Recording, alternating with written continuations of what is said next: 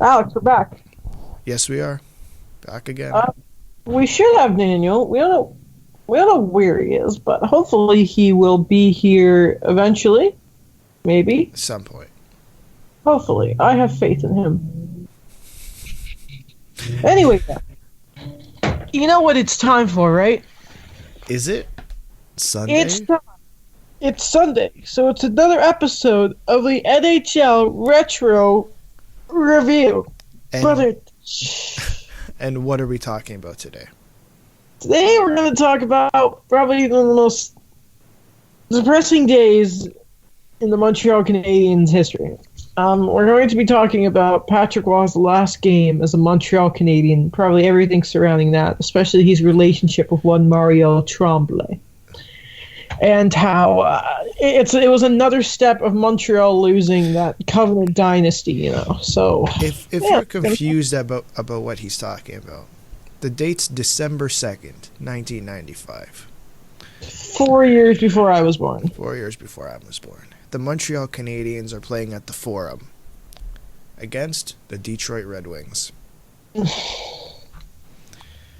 The score, 11-1.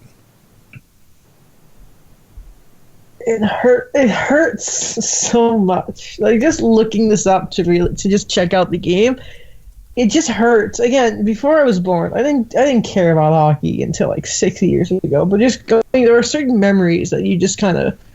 It's like it's in your blood, and you just kind of. It's like, you know how in Assassin's Creed, all the main characters are just kind of, they're born with the bleeding effect and all the abilities of their ancestors.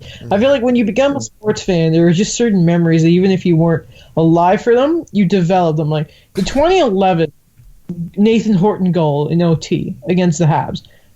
I can't watch that because it hurts too much. Because I'm thinking those are the Cup champs, and Montreal were one goal away from beating them, right? And Patrick Roy and this whole situation with Mario Tremblay is another one of them. So I'm not excited to talk about this. My heart feels heavier. It's made me sick. This is something that I'm not happy about. But I'm doing this for the show, for the listeners. Well, okay, so at this point, how long has Patrick Roy been a Montreal Canadien? Oh boy. So if I am to be correct, he made his debut, I believe, in 1985. Yes. I have this article about Patrick Roy up here. Of course, for those of you who don't know, Roy was a third-round pick. For those of you who realize just how voodoo goalies were. Third-round pick in 1984. Then he gets called up in February of 85. NHL debut in relief for Doug Soutert. And, of course, after that game, Wall was assigned to the Habs minor league team in Sherbrooke. And then the rest is history, by the way. He ended up winning the Calder Cup there. And then in 86, he split time in the net. And then, of course, after that, the 86 playoffs is where he took over the net and basically kept it until he left in 90, 94, 95, which was not fun. So since basically 1986, Patrick Roy was the man in Montreal. Okay, I have to ask you this question. Yeah. Who thought it was a good idea to leave him in net? Okay, so this all goes back to, this was the first of 2 seasons that Mario Tremblay was head coach of the Montreal Canadiens. Mario Tremblay, actually a former Hab, and here's what's unique about this. So Mario Tremblay actually was a player on the Montreal Canadiens when Patrick Roy started playing. And I'm going to read you a bit from this article. This is from LWOS Hockey by Connor Lapomme. That's the editor of the site. I'm just going to read you this snippet. It's going to give you a lot of context here. Tremblay versus Roy. While on the surface, this trade comes out of nowhere. This is in reference to the Roy to Colorado trade. There was severe tension in the Habs locker room. New coach Mario Tremblay and Roy did not have a good relationship. The issues date back to Roy's rookie season. Roy and Tremblay were roommates for that season. Tremblay would incessantly bother Roy about how bad his English was. After Trombley retired, he would go on to have a career in sports radio. During this time, Waugh was a constant target of Trombley's ire. Just a quick thing, Mario Trombley is still one of the main features of LDS, by the way. Just a little tidbit there. Continuing on this little part of the article. Just before Trombley was hired, the two almost came to blows in a Long Island coffee shop. After the hire, the relationship didn't improve. There was an incident where Trombley saw Waugh at a hotel bar in Edmonton and ordered him back to his room. Trombley also told Waugh that he could not speak with teammates in the trainer's room unless he was injured. Okay. The two almost came to blows again during a Habs practice. Trombley, for some reason, fired a puck at Waugh's throat, which angered Waugh. The incident against Detroit was the final blow. It's a wonder why the Canadiens would hire a coach that had a pre-existing bad relationship with their biggest star. After the trade, the Habs played the Colorado Avalanche in Colorado February 5th. The Avs won 4-2 with Waugh making 37 saves. This is the best part. After the game, Waugh collected the puck and flipped it to Trombley on his way off the ice. So, if you're asking me who thought this was a good idea to keep him in net, it was head coach Mario Trombley, who, by the way, 2 seasons as Montreal's head coach. They lost in the playoffs in the first round both those years. Wow. And by the way, Patrick Waugh, since his trade, the Montreal Canadiens haven't won a Stanley Cup.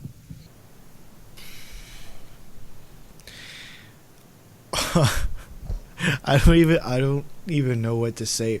There's so much. I mean, yeah, like obviously the first thing that comes to my mind is okay, whoever the general manager was, whoever the owner was, who thought there was a good idea to bring him in. And I guess I'd understand why it was a good idea, not from the ideas about Patrick Waugh, but he's a former Canadiens player. He's French, who apparently they only hire French people, and that's still a thing today. It makes sense from that point, but if you look and say, there was already this kind of bad blood boiling in 84, 85, you're just pushing it, you're asking for it. There was also, what's really unique about this is everything went wrong here. Now, probably one of the more beloved head coaches in Montreal Canadiens history, after Scotty Bowman, is probably Jacques Demers. God bless his soul, by the way. Sorry, he is alive, but suffered from a stroke, and he was even at a Habs game. It was tough to watch, but Jacques Demers, the year the Habs won the Cup in '93, they weren't expected to. They're not actually that good of a team if you look back at it. And it was weird because in 1992, Patrick Waugh didn't have a good year. But at the start of '93, Demers went to him and said, listen, you are our goalie. They had this vote of confidence. Then, '94, they missed the playoffs. Then in '95, Serge Savard and head coach Jacques Demers were fired 4 games into the season. It was that much of a disastrous start. Then they bring in Réjean Houle as GM, very inexperienced. Mario Trombley, who this is his first coaching thing in record. And then boom. They started off like a mess. And the weirdest part is after they brought in Trombley, this is all from this Last Words on Hockey article, the Habs actually won on a 12-2 tear. That's the funniest thing. But there was all this bad blood, and it boiled over in this game. Oh my God. And then there's the trade itself. Yeah, you want to look at the trade? I don't want to, but I will. Okay, I'll look at it. The Montreal Canadiens trade Patrick Waugh and Mike Keane. Was he captain? He was. They love trading their captains, by the way. Okay. Sorry, what day did I say the game was? December 2nd? The game was December 2nd. 4 days later. 1995, December 6th. Mike Keane and Patrick Waugh are traded to the Colorado Avalanche in return for Andrei Kovalenko, Martin Ruzinski. And I know he's the goaltender, Jocelyn Thibault. I believe he was 21 at the time. Yes, 21, played 40 games for the Canadiens that season. Sorry. 23 wins, 13 losses, and I guess 3 overtime losses. Adam is not having any of this. Man, I don't know who any of those guys are.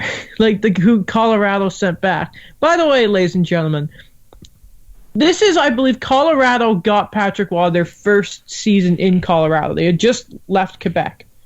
So first of all, this trade doesn't happen, or at least this particular exact trade doesn't happen if Quebec City is obviously still a team, because there is absolutely no way in hell that that's going to happen. Right. But they just gifted the Avalanche 2 Stanley Cups. That's what happened. Now, of course, at the time, they didn't have, the back end that they did that was worked on, but you show me a good goaltender, I'll show you a Stanley Cup. It's just that simple. Right. So I have here, I'm just pulling up the rest of them. Andrei Kovalenko played the rest of the season with the Canadiens, and I'm not sure if he signed or if he was traded to the Edmonton Oilers the next year. I don't. Why? What are you doing? I don't understand. First of all, how. So, what happened was, when Waugh was pulled, I believe, it was after the 9th goal. He famously went straight past Mario Tremblay and went to Montreal's president at the time. I can't remember his name, and I'm trying to find it. And basically told the guy, hey, this is my last game as a Montreal Canadian unless you get rid of Mario Tremblay. Who an unexperienced management team obviously looks at and thinks, okay, the Habs just go on this amazing tear. They somehow think Mario Tremblay is the reason for it, and they trust him over your goalie, who I believe Patrick Waugh, as a Montreal Canadian, it's very funny actually, he won all 3 of his Vezinas as a Montreal Canadian, 4 of his 5 Jennings trophies, of course 2 of his Conn Smythes, and 2 of his 4 Stanley Cups. And they didn't even give him a benefit of the doubt there. And didn't get rid of Mario Tremblay for another 2 seasons. It just sounds like such a Montreal thing. They didn't recover from this trade. Ever. They had 2. No, they didn't. I would say they didn't really recover until they got Carey Price. Yeah. You can say Jose Taylor, but Jose Taylor had 2-3 good years and then just fell off the side of the cliff, right? And he had a really weird. He was like 50-something. He's a goalie. What are you doing? And even with Carey Price, they've never been able to. They had the Canadians have never been able to put it together. They had a star center with Saku Koivu, could never give him the support they needed. Then, of course, they have the whole Pacioretty, Subban, Price core. Never got a proper center for it, and then they wasted Carey Price's 5 years. So from starting from the boat, like Scotty Bowman leaving the team because they wouldn't promote him to the GM, to getting rid of Patrick Waugh, to never getting that damn center in after not being able to support Saku Koivu, the team has never recovered. This was Montreal jumping the shark. Was the Waugh trade? Things were never the same. No.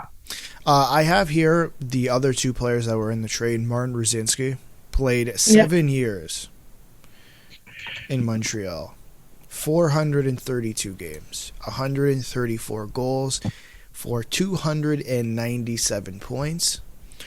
Jocelyn Thibault, 4 years in Montreal, 158 games played, 67 wins, 56 losses, 24 overtime losses, 908 save percentage, 2.73 goals against average. Why? What were you doing? You know what I want to ask you, Alex, as a non-Habs fan, as a Leafs fan. What's the worst deal?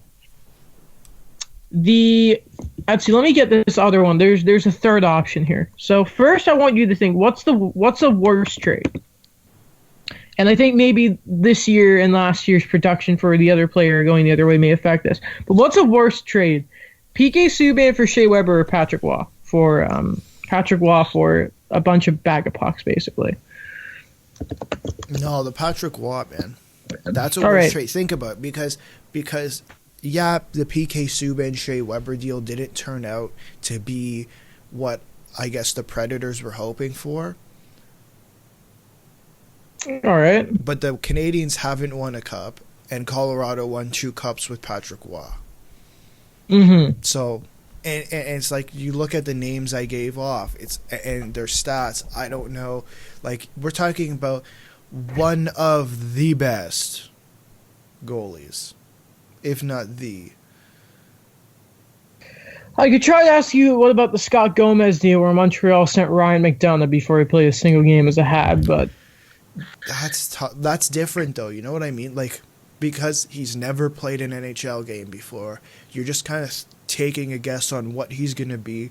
Whereas this one, you have the only, I guess, unknown is Jocelyn Thibault, who had only played 2 years in the NHL. First year played 29 games, second year played 18 games, so you don't really know what he is. And everyone else had been in the NHL for 4 or 5 years.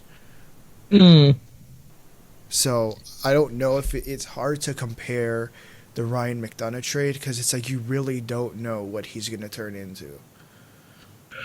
But looking at it now, I think unless the team you traded him to won 2 cups or you got ripped off completely, the Patrick Waugh trade is always going to be worse.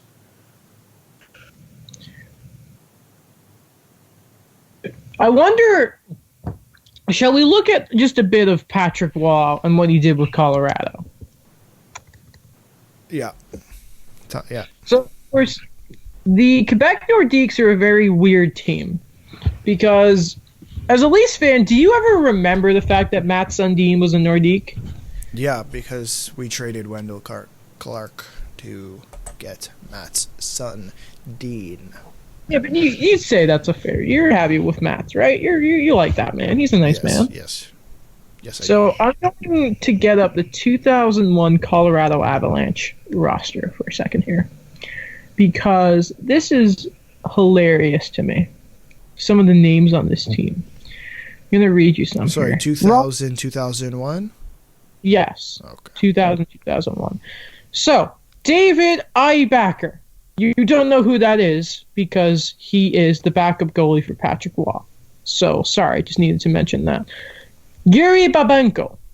Rick Barry. Adam, you're thinking, who the hell are these guys? But then we get Rob Blake. I know who that is. Ray Bork. I do know who that is. Chris Drury. Sorry. I do know who that is. Yes.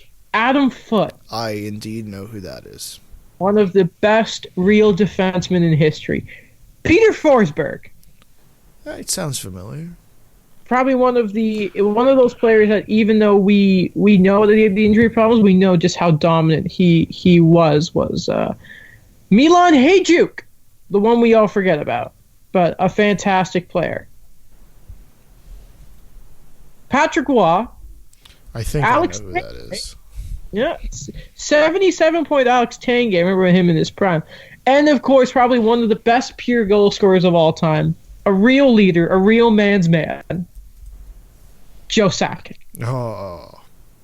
Who has somehow turned himself into one of the best GMs in the league as well. So that's one of them. That's their second cup, by the way, because of course the first year they got Ray Bork, they didn't actually win. And of course that's the team that had the famous after 22 years Raymond Bork and Joe Sakic hands the cup off before he even lifts it himself. And this is back in the day when it was like Colorado, Detroit, New Jersey, just these ridiculously skilled teams. And at the back of it, you have, of course, that defense, those forwards, and then you have to face Patrick Waugh on the back end. And he wasn't young either. He was 35. Here's the funny thing about Patrick Waugh. If you look at him, and here's what I always respect about him, as opposed to a guy like Martin Brodeur, is Marty just held on for far too long. Yeah. I'm going to get up for you very, very quickly. I don't want you to look it up. I'm going to bring you up Patrick Waugh's stats. I already have it up. They've been up since the start of the episode. And this is in the early 2000s, right?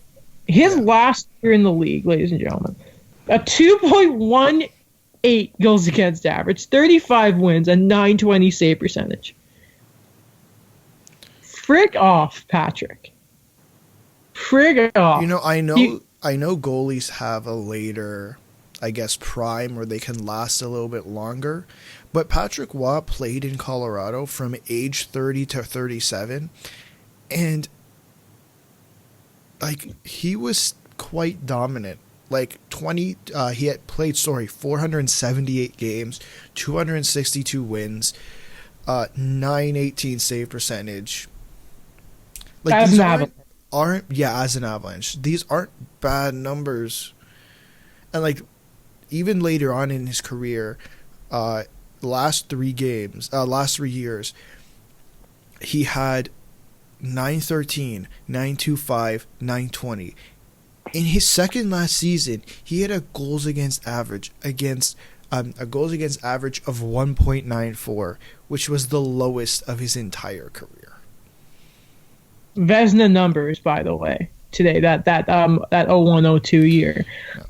He came second in voting that year for Second? the Vezina. Yeah, you know who won? Who? Jose Theodore. That was the year he won the Hart too, and he robbed to the Viggy. That's hilarious. You know what's also a big slap in the face? If you look, Patrick Waugh's around the team all the time. Like, he goes to Habs games whenever he can. Well, he's in Quebec. I know, but still, like, he'll be like down in the tunnel for a few games. Carey Price slapping him on the bum. It's such a thing of, if you had just gotten rid of this inexperienced coach, my dear God. Well, look, if Jack Eichel can get someone fired in the snap of your fingers, for the love of God, it's Patrick Waugh. Yeah, but it's a different time now. If you think about it, players didn't run jack squat back then. If Jack Eichel played at the same time as Patrick Waugh, he couldn't demand a single thing. Unless your name is Wayne Gretzky, you're not demanding anything. Or Gordie Howe. No, I know, but that era I'm talking about. That specific era. You're not demanding anything. So, let's just quickly, I want to read you good old Patty. Of course, in his career, 5 William M. Jennings trophies awarded to the goalie with the least amount of allowed goals. 3 Vezina trophies. 3 Conn Smythe trophies to be the MVP in the playoffs. Of course, that is an NHL record. And, of course, he has a Jack Adams trophy for when he coached the Colorado Avalanche in 2013-2014. Let us never forget. Never forget. He's not a fantastic coach, but Stop it. He's been decently with the Ramparts, actually. But do you have I know, of course, before our time, but do you have a favorite Patrick Waugh moment? Can I be honest with you? Yeah. It has to be when he walked off. Really? You could have said there are so many moments, and that's the one you bring up. Because there's the famous I can't hear what Jeremy says because I have my two Stanley Cup rings plugging my ears. When he was an Avalanche and he broke to the middle of the ice and deked out Gretzky and no one knew what he was doing. When he got caught hot dogging versus Detroit. No.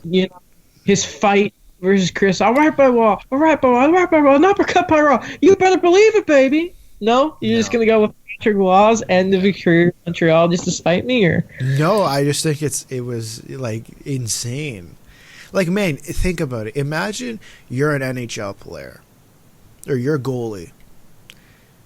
And you just absolutely get shelled for 11. How many goals was he in for? I believe he was in for 8 or 9. Imagine being in for 8 goals. See, that's not the last time Montreal would do that to a goalie either. If you remember, I believe it was...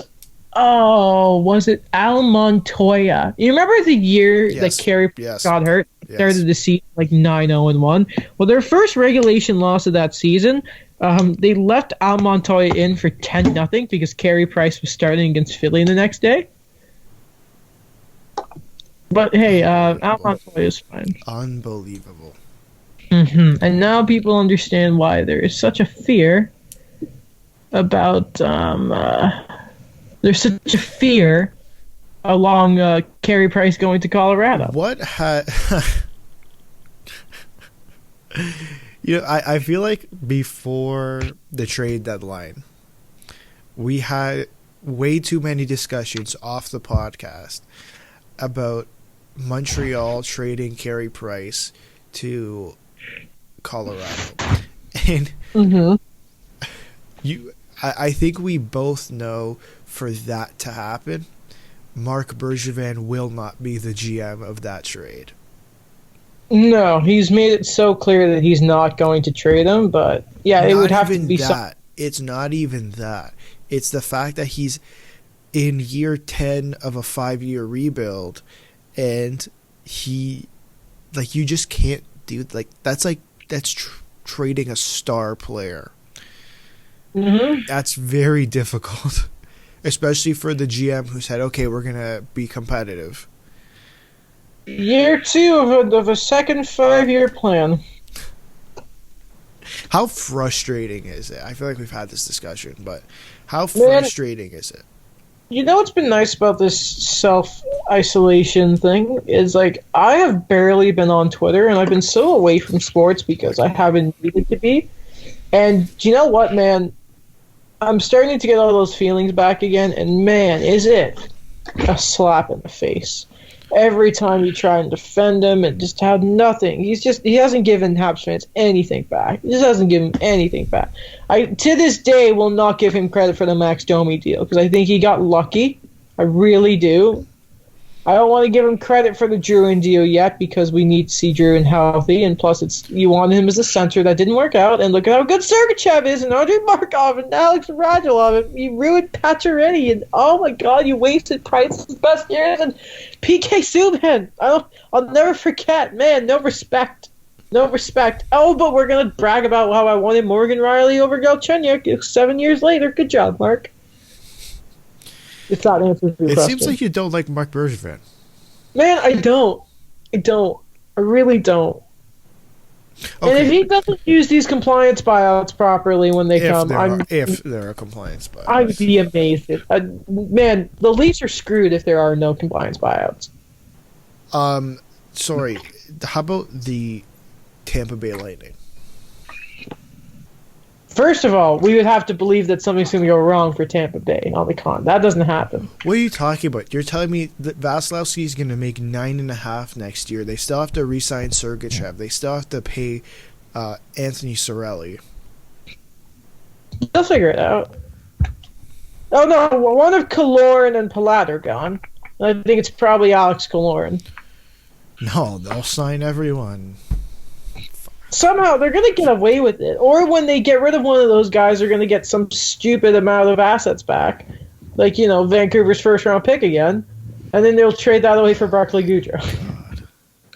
Which, that's a very weird team is Tampa Bay. But hell, if we come back, I still think they're going to win. Okay, question. Last question, unless you have something else to talk about. What has changed in Montreal? Not necessarily players, but the attitude behind the scenes. Because for me, looking back at 1993 or 1995, sorry, and now it seems like there's a somewhat of a similar attitude of things they have to follow. What do you mean by that? Your coach has to be French. Your GM has to be French. Yeah, no, that's fair. See, I would get more antsy about the French thing if Julien wasn't a good coach. And oh my God, has a wild Daniel appeared? Hello. Hey there. How are you? Good. I'm just dropping in. Yeah. All right. 1 second, Daniel. Yeah. It's. I would be really, really concerned about the French thing if they were. It's a different thing. Claude Julien is luckily a good coach, Mark Bergevin needs to go, and if they somehow, like, I don't know what they're going to do about a replacement, and if he's going to be French, I think they're moving away from this whole they need to have French guys, because I can't tell you the last time they drafted a French dude. It's been Europeans nonstop. But when it comes to the management side, yes, Julian and Therrien again, Gainey, Tremblay, Demers. It needs to change especially with Bergevin. I think their next GM, you need to get the best guy available and not just a French guy. But if you're asking me what I think has changed, I think, and I've talked about this before, it doesn't feel as prestigious to play for this team and this franchise anymore. When it feels like when you see a player say, "Oh yeah, it's an Original Six franchise, most Stanley Cups." It's just like, you don't mean that. That's part of your PR training you've gotten from a team. So I think, yes, the French thing is still there for when it comes to management and coaching side. But what really bothers me is I don't think the team has enough respect for itself anymore. Instead, it's being used as a tool to try and bring players in that Bergeron has done, and it hasn't been a good enough job. Instead of just, focusing on winning. Right. But no, we're not going to build on the fly. But that's my opinion. No. Daniel? Yes. While you're here, you're a little older. What year were you born? 1993. 93. Okay, so you were born the year Montreal won the cup. All right, so never mind. And you would have been like 2 or 3 when Waugh got dealt. But you're a bit more of an old school hockey fan than this. What do you remember about the Patrick Waugh trade? To be honest, came of an age where you realized how dumb it was. I'll say when I was probably 12. I didn't really understand because growing up, I only knew Patrick Waugh for 2 things, and that was the Nagano Olympics. Mm-hmm. McDonald's had a promotion, I remember, and the fact that he was on the Avalanche. That's all I knew. That makes me so sad. Also, growing up, I wasn't really a Waugh fan. I was a Brodeur fan. Oh. So that was, yeah. Adam's not too happy about that. Leave the pod. No, let's have this debate quickly to finish off this part of the retro review. Daniel, don't worry, we do have a lot of other things to talk about in the second half of this podcast, but where we will be talking about stuff like NCAA. I love it. But let me ask you guys this. Let's have the debate. Who is the greatest goaltender of all time? Ooh. I don't know. I feel like if I say my answer, you guys are gonna jump on me. No, we can talk about it. Jean-Sébastien Giguère, is that your answer? For nostalgic reasons, that would be it, but not for the ultimate hockey answer. I think there's arguments for Brodeur, and I think there's arguments for Patrick Waugh too. Yeah. For me personally, I think it's Brodeur. All right. Why? I don't know. I know people are going to say oh yeah, you're going to look at these things. So I said the stats, the awards, the Olympic gold medals. Mm-hmm. I know that. Sorry, I know exactly what Adam's response is going to be because he said it earlier in the episode. I think the issue that he has with Brodeur is that Brodeur, I think, played not necessarily played too long, but he pushed way too long. Did he really have to go to St. Louis? I have a few issues with Martin Brodeur. A, he's boring. Oh B, my god! No. That's not how you judge a hockey player. I love his style of play. I don't know, his personality or his style of play. First of all, he's sold out. Enterprise, I can't stand it. Second of all, here's the thing with Martin Brodeur compared to Patrick Waugh. What Patrick Waugh did for the no. Listen to me. This is a legitimate argument. Everyone that we haven't talked about yet is what Patrick Waugh did for the position of the goalie and the butterfly position as a whole. Question: how are you judging who's the best goalie? All right. Okay. So first of all, I look at Patrick Waugh first. First of all, I'll give some credit to Marty Brodeur. Okay. As many Jennings trophies as Patrick Waugh. All right. Okay. Fantastic. You won a Calder. Fantastic. Good for you. And he has one more Vezina trophy than Patrick at 4. He's got the most wins of all time from a goaltender. I respect that. 691, fantastic. 1,200 games played. I believe only 3 goaltenders have played 1,000 games. That's Lou, Waugh, and that. So, lots of credit to Brodeur. He's the second best goalie of all time, in my opinion. I have a question. I have a legitimate question. And I just want you to lay it out for me. Don't compare Patrick Waugh and Martin Brodeur right now. Yes, okay. How do you judge who's the best goalie? What do you use to make that judgment? I look at awards, I look at stats, and I look at what you do for the position as a whole and how you improve the game. Okay, so wait a second there. So 2 out of the 3 things you said, you admitted that Martin Brodeur is better at. You said he has more awards. He has more awards than Patrick Waugh. He does, yes. Okay, stats. Brodeur has the most wins, correct? He has the most wins. Yeah, he's first and Patrick's second. Okay, but he's first. Yes. Okay, so what's the third thing then? All right. Wait, say the third thing again? Yeah. How you influence the position, how you change the position, how you change the game. But how Patrick Waugh revolutionized the butterfly position goaltender. Okay, but how does that make a judgment on how good he is? That's an external thing. Well, he changed the game. That's the thing I think you have to look at a player's career is how you've changed everything. You look at the best teams of all time, and one of the things that's so good about the old 70s Montreal Canadiens is they're the reason the power play has changed. You have to give credit to how somebody changed the game, that they were so good at something that it's changed. There's a reason why a guy like Carey Price now, he's went on to influence Carter Hart, the way they play the game. I don't think that's something you can discount from Patrick. I'm not saying you discount it from him. I'm saying I don't know if that's necessarily something I put into my determination of who the best goalie is of all time. Well, I do though. Okay. So, and what I love about Patrick Moore is that he played for Montreal. There has never been a more arrogant son of a bitch than Patrick Waugh in this game. I think that's why I don't really. Factors in for me. That factors into it for me. I don't know. So, we talked about it a little bit earlier, Daniel. You remember when he was an Avalanche and he breaks the center ice with the puck? A goalie spins around after making a sweet little deke on Wayne Gretzky. Jeremy Roenick, I can't hear what he says because I have my 2 rings plugging my ears. Flipping the puck to Mario Tremblay. Waugh gets caught hot dogging. His fight against Chris Osgood. There's so much about Patrick Waugh. His first game when he was coaching for Colorado against Minnesota, when he's pushing the stanchion down on Bruce Boudreau. It's like, Waugh's bringing the house down. I love Patrick Waugh. I just love him so much. And again, Marty, at the end of the day, Marty was just pushing, why'd you go to St. Louis? Plus, he's one of those Hockey Canada dudes. He's the reason that Binnington never got a shot in backup goalie. Remember that? That's the thing from Spin Chicklets.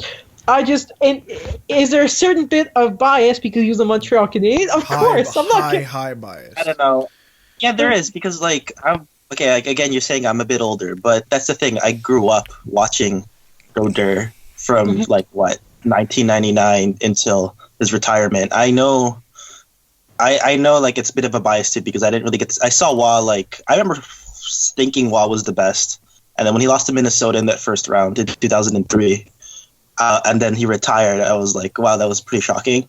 Mm-hmm. But for me personally, I think you bring up the St. Louis thing a lot. That's 7. He played 7 games for that. I don't think that tarnishes anything. He still wanted to play. He proved it the year before when they still got Corey Schneider. He proved it the year before that, before the lockout. He made it to the finals with that New Jersey team. I think.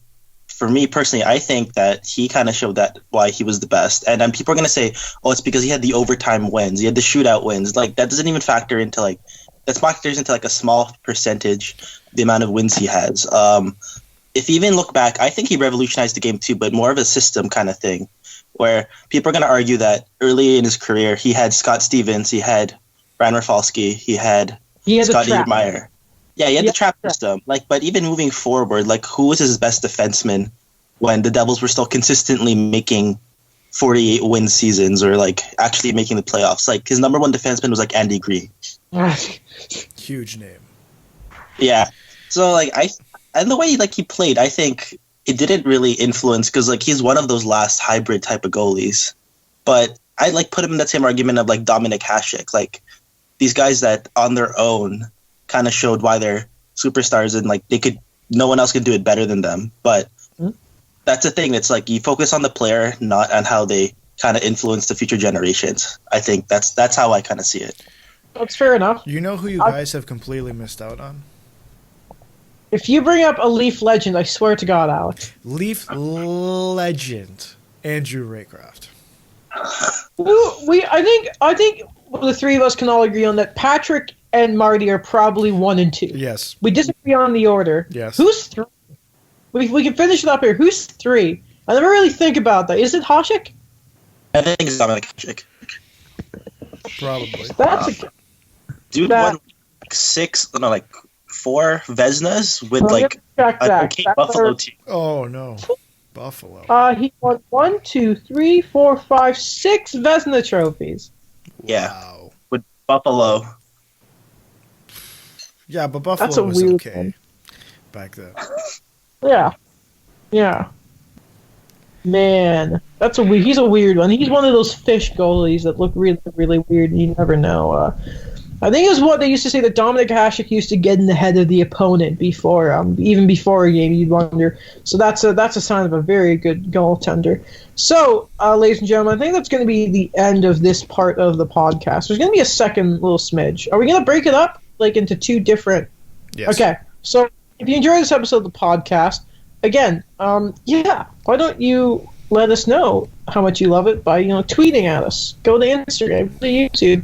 All that kind of stuff. Check out our own social medias, my YouTube channel, all that kind of stuff, ladies and gentlemen. Leave a like, rating, review, whatever you can do wherever you're listening to this podcast. Gentlemen, anything else to say to the lovely listeners and their beautiful faces? Hey. And tweet at us.